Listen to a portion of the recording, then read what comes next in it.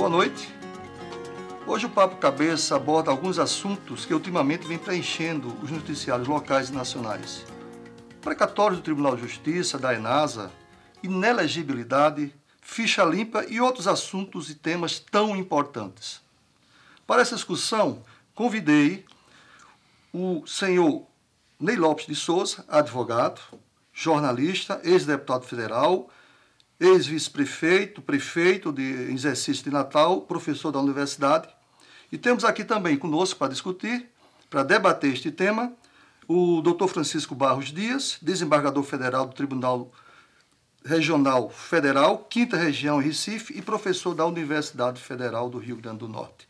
Eu quero agradecer aos senhores as suas presenças aqui no nosso programa, Papo Cabeça, e começar o tema abordando a questão da delação premiada, que é um tema hoje, um tema que está bastante na mídia brasileira.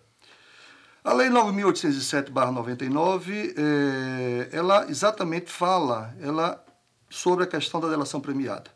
Ela ampara aquele que espontaneamente e voluntariamente expressa livremente seu conhecimento a respeito dos fatos a serem investigados. Aqui surgem duas perguntas que eu gostaria de colocar na mesa para nós discutirmos. A primeira, essa questão da delação premiada, ela veio para suprir a deficiência estrutural investigatória do Estado? Essa é uma questão que eu queria deixar na mesa para a gente discutir. A outra, como lidar com aquele delator que, para o benefício próprio, acusa inocentes? Doutor Ney Lopes, por favor. Boa noite. Olha, você traz um tema muito curioso do ponto de vista do judiciário, que o nosso desembargador vai comentar, mas do ponto de vista legislativo, eu diria, que é a omissão do Congresso Nacional em ter feito uma cópia absolutamente descaracterizada desse instituto jurídico que nasceu nos Estados Unidos da delação premiada. O Brasil é mais um modismo, a delação premiada, na legislação brasileira. Incorporaram essa norma e ela vem sendo aplicada, regra geral, para beneficiar quem pratica o ato ilícito. Eu sou contra a delação premiada? Não sou contra. Ela é um instrumento que complementa o poder investigatório do Estado. Complementa, não faz, complementa. Agora, para ela existir, teria que ter uma regulação mais ordenada e mais racional na lei, como, por exemplo, se o beneficiário da delação premiada se exceder ou se imputar fatos não verdadeiros, reverte-se. O que ele ganharia, ele passa a ter de agravante na pena. Como comprovar isso? Bem, pelos fatos. Se você acusa alguém e essa acusação feita é provada, é demonstrada como improcedente, o beneficiário suposto da delação premiada, ele teria um agravante ao invés de um atenuante. Porque você iria inibir na lei que o cidadão, querendo reduzir a sua pena, se cedesse ou dissesse coisas inverídicas ou apontasse fatos não comprovados. Da forma como está a delação premiada no Brasil, é um estímulo à impunidade até, na medida em que o réu pode ir além dos parâmetros da verdade e não perde nada. Fica ao critério do juiz aplicar ou não, que é outro aspecto também discutível na legislação. Não há uma regra objetiva de como o réu se beneficia. Mas a verdade é que aquele que vai tentar se beneficiar da delação premiada, ele vai certo que vai reduzir a pena pela metade ou até mais. Pelo menos a explosão de expectativa é essa. E aí vem o risco. Primeiro, o juiz não tem um critério mais, digamos, rígido de como aplicar essa redução de pena. E o perigo maior, o risco maior é isso que eu falei. É o réu se exceder, fazer acusações indevidas, tá? E, no fim, isso, no máximo, lhe dá o direito de perder a redução da pena. Devia ser um agravante. Devia aumentar a pena, porque seriam 2 crimes ao invés de 1. Eu quero puxar um pouco para nós debatermos a questão do Ministério Público do Estado do Rio Grande do Norte. O Tribunal de Justiça tem 1/5 do seu colegiado sob suspeita.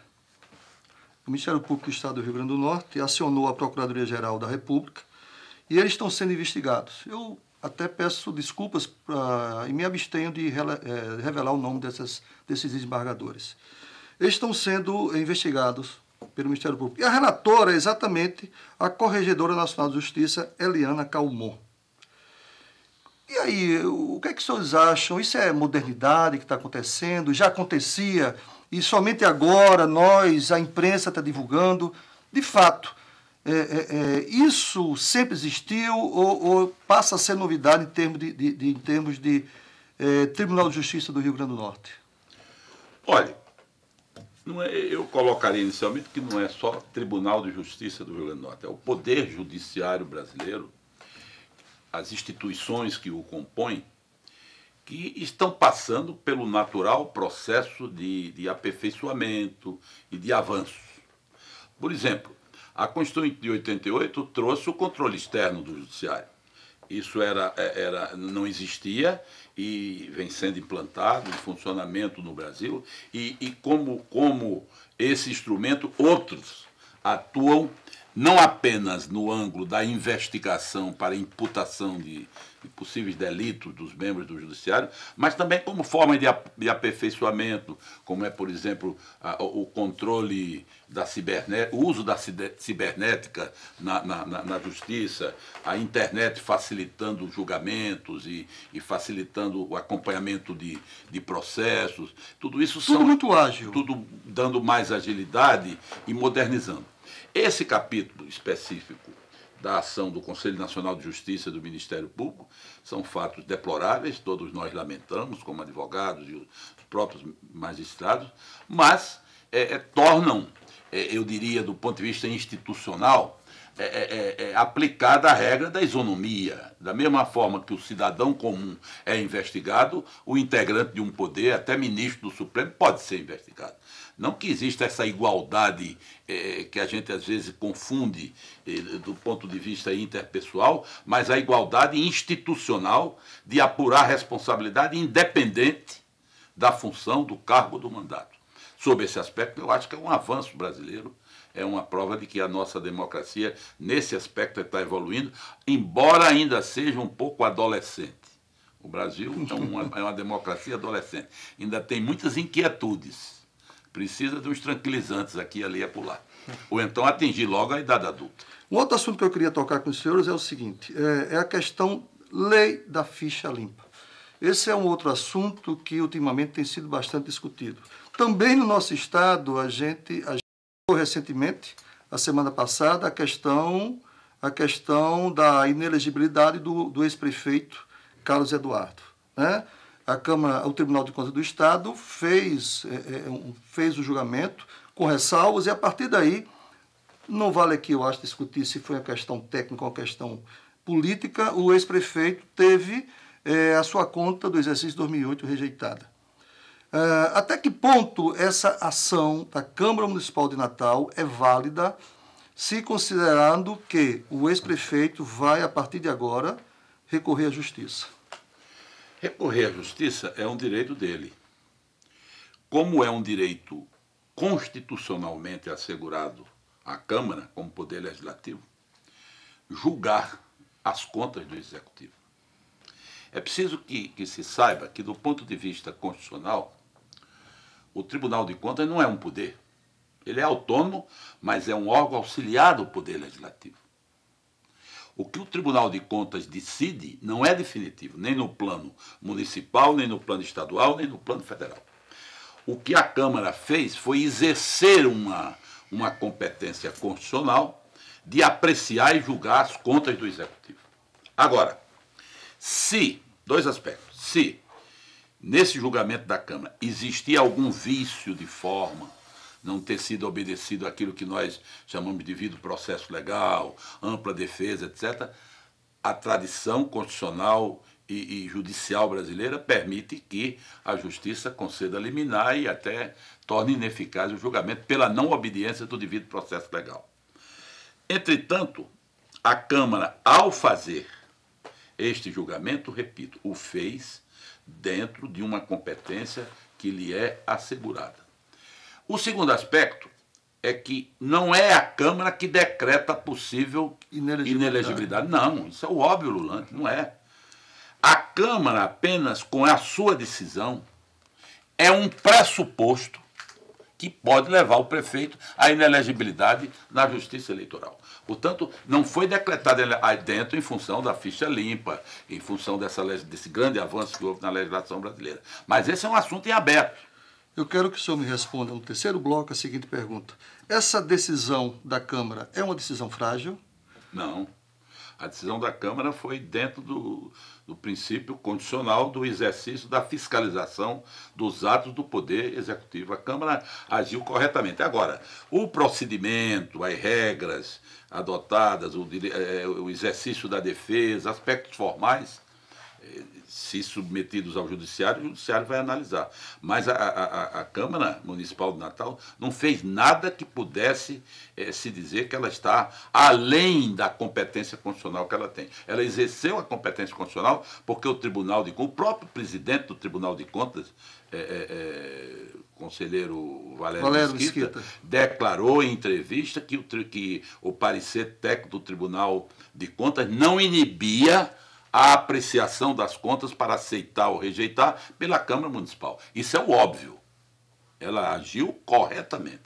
Quanto ao mérito, quanto ao aspecto formal, naturalmente a batalha judiciária vai colocar o ponto nos is. E eu não vou antecipar juízo sobre isso. Mas que a Câmara extrapolou? Não extrapolou, não. Agiu como deveria agir. O Tribunal de Contas do Estado, eu lia uma matéria sobre isso, ele vai rever as contas que foram rejeitadas do ex-prefeito.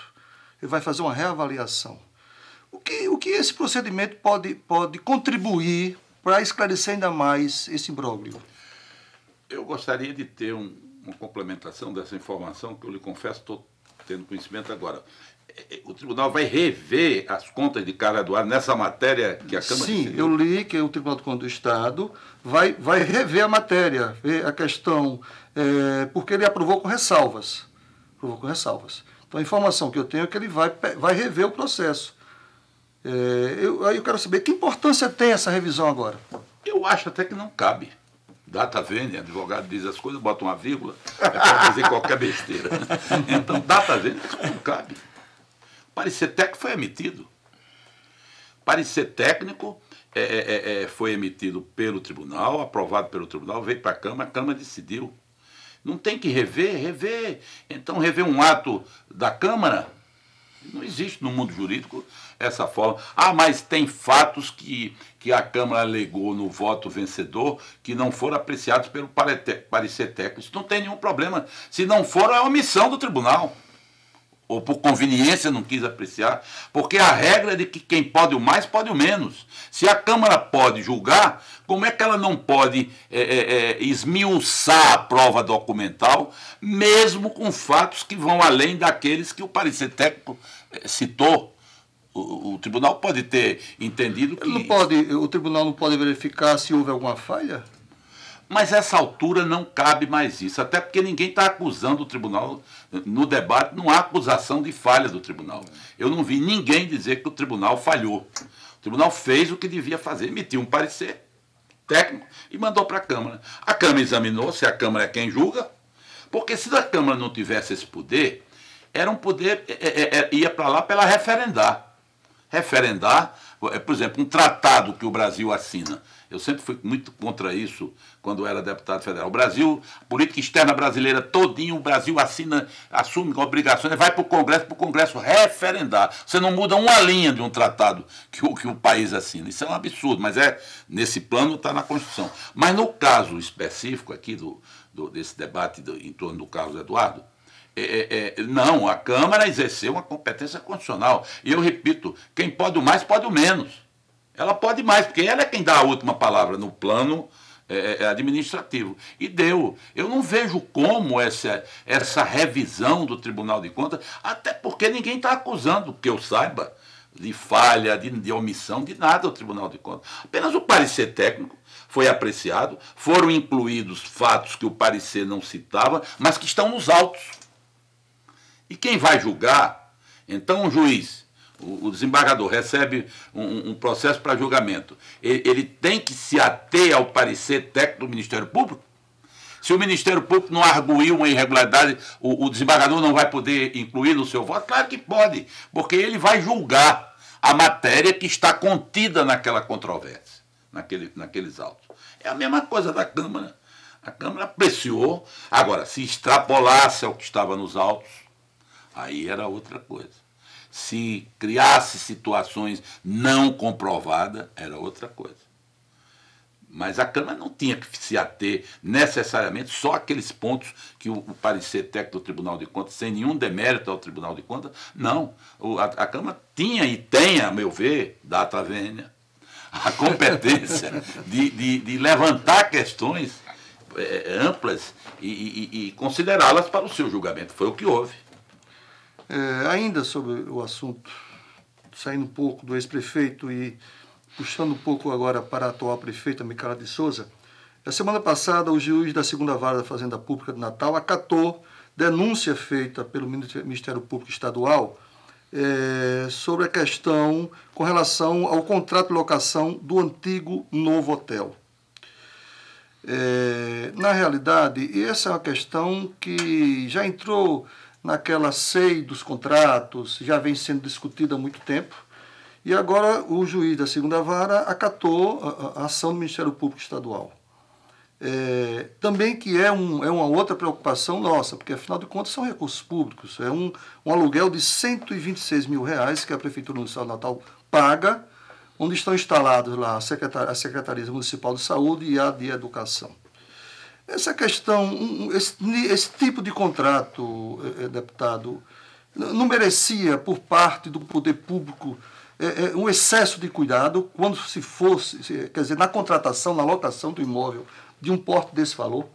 Claro que, de uma maneira genérica, um procedimento administrativo desse tem que se ater ao que a Constituição recomenda, que é o princípio da legalidade. Você não pode fugir ao princípio da legalidade. Eu não vou analisar o mérito específico desse assunto do novo hotel, até porque há argumentos prós e contras. O empresário Haroldo Azevedo, que é o proprietário do novo hotel, divulgou notas na imprensa, explicando, a prefeitura também, e agora há esse início de um procedimento judicial com acolhimento da denúncia do Ministério Público. Então é uma matéria que está sub judice, submetida ao judiciário, e naturalmente vai ter uma ampla colheita de prova, de indícios, de presunções, e sobretudo vai girar tudo em torno desse princípio constitucional de que se o ato de contratação pela prefeita foi legal ou não foi legal em função das regras aplicáveis à espécie, né? Quanto ao mérito, eu não vou comentar, até por não conhecer detalhes e estar no início do processo. E ter essa controvérsia. A prefeita Micaela dá suas razões, o empresário Haroldo Azevedo dá suas razões, porque o seu imóvel foi alugado por esse preço. Enfim, há versões de lado a lado que a justiça vai decidir ao final. Bom, nós chegamos ao fim do 3º bloco e no 4º bloco nós vamos conversar um assunto muito importante, o que também foi bastante discutido esta semana. A discussão da iniciativa privada com relação à exploração da via costeira. IBAMA, iniciativa privada versus governo do Estado. No próximo bloco, retornaremos em instantes. Estamos de volta com o 4º e último bloco do programa Papo Cabeça. Vamos fazer dessa vez de forma um pouco diferente. Nós temos aqui 5 assuntos para discutir e eu vou pedir a opinião dos nossos entrevistados no campo jurídico, alguns e outros no campo político. Começar pelo professor Ney Lopes de Souza. Professor, o Rio Grande do Norte hoje vive uma questão bastante interessante, que é o problema que, de certa forma, o IBAMA está obedecendo à legislação que lhe foi imputada. O IBAMA está dificultando o aumento dos investimentos da iniciativa privada aqui no estado do Rio Grande do Norte. Eu tomo como exemplo a questão da via costeira. Como é que o senhor vê essa situação? Quer dizer, o governo do estado somente agora entrou com grupos de estudo, grupos de trabalho para viabilizar o projeto, etc. Mas o IBAMA ele não abre mão da sua prerrogativa de proteger a natureza. Eu lhe pergunto, essa questão da iniciativa privada do Estado Como é que o senhor vê isso? Como investir e, ao mesmo tempo, preservar a natureza para que haja um equilíbrio e o Rio Grande do Norte não perca os investimentos que estão para chegar aqui no Estado? Olha, Eduardo, a preservação da natureza é inquestionável. Ninguém pode ser contra quem queira preservar a natureza. Agora, ter uma neurose de preservação da natureza inquieta muita gente. E os órgãos ambientais brasileiros, inclusive o que você citou, IBAMA. o IBAMA, tem determinadas ações que estão inibindo o próprio desenvolvimento nacional. Porque uma coisa é preservar, outra coisa é criar obstáculos sucessivos. O mundo, eu não conheço, mas o mundo exalta, por exemplo, o Tahiti, a beleza do Tahiti, as águas azuis. São hotéis, dezenas de hotéis, dentro d'água, todos com saneamento básico, etc. E não deteriora, não há nenhuma depredação da natureza. Eu tive recentemente em Cascais, vizinho a Lisboa. Já tinha ido outras vezes e dessa vez vi o desenvolvimento. Lá tem uma via costeira cheia de edifícios do outro lado. Agora tem exigência de saneamento, tal.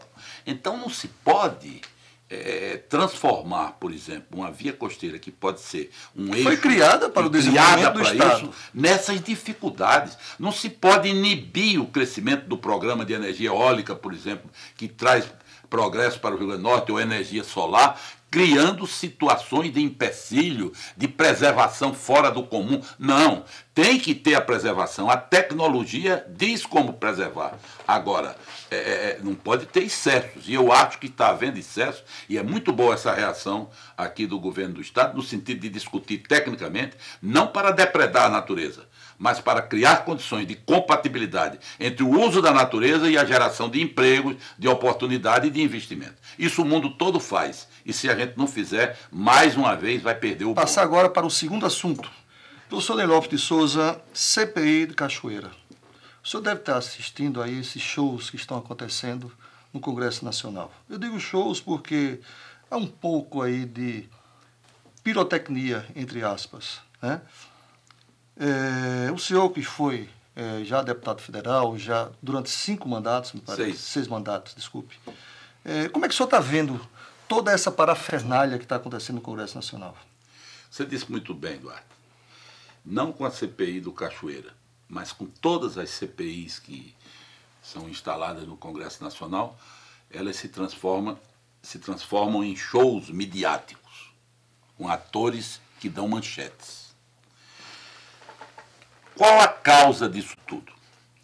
Primeira coisa, instalou uma CPI, antes do trabalho começar, já está no forno de pizza, vai virar pizza. Como é que você vai virar pizza? Uma coisa que nem começou ainda. Mas é o que se diz. Por que se diz? A mídia diz. Seria má fé da mídia? Não. É a tradição das CPIs no Brasil que justificam essa afirmação.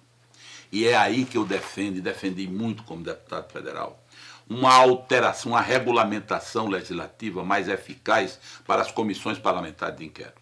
Basta lhe dizer que a legislação que ampara, que regulamenta o princípio constitucional da investigação parlamentar é de 1952, absolutamente superada. Até porque a Constituição de 88 deu uma amplitude muito grande à CPI. Ela exerce funções, mais ou menos, não é literal, mas funções idênticas à do Judiciário durante a apuração.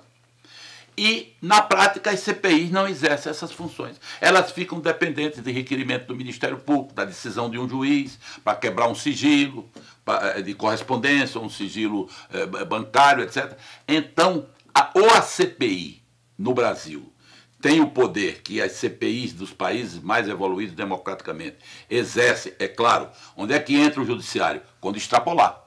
Quando ferir um direito individual, aí sim. O judiciário, e não é só em CPI, em qualquer situação, é missão do judiciário intervir.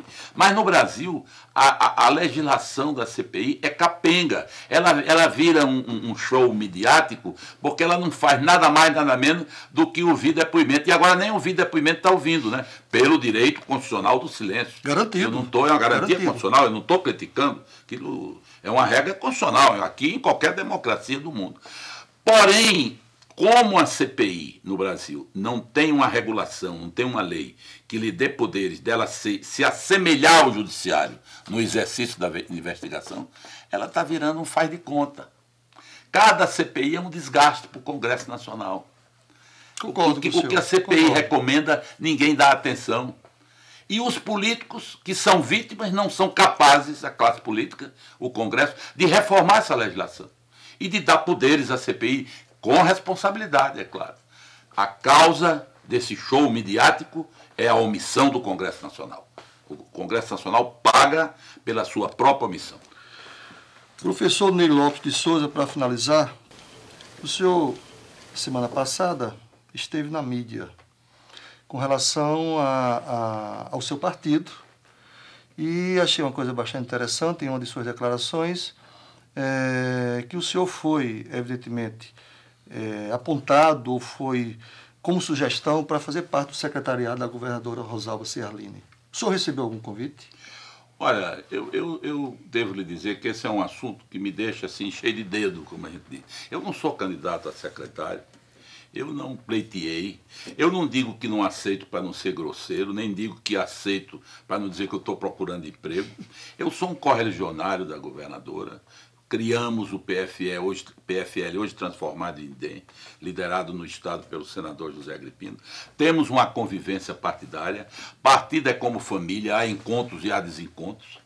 E eu em nenhum momento pleiteei, a não ser alguns jornalistas de boa fé que levantaram esse assunto e foi para a mídia, eu pleiteei integrar o governo, mas tenho colaborado, tenho consciência que colaboro nos diálogos que tenho tido com a governadora, com alguns dos seus secretários, até porque eu não poderia, eu como não deixei a política, me considero ainda dentro da política, eu não ia me omitir quando o meu partido chega ao poder de dar uma contribuição, de dar uma declaração ao jornal. Isso é o que eu tenho feito, mas não procurar ser secretário. O senhor falou uma coisa interessante, que a família ela é cheia, a vida da família, encontros e desencontros. Com o DEM, o senhor teve mais encontros ou desencontros? Não fiz a estatística ainda.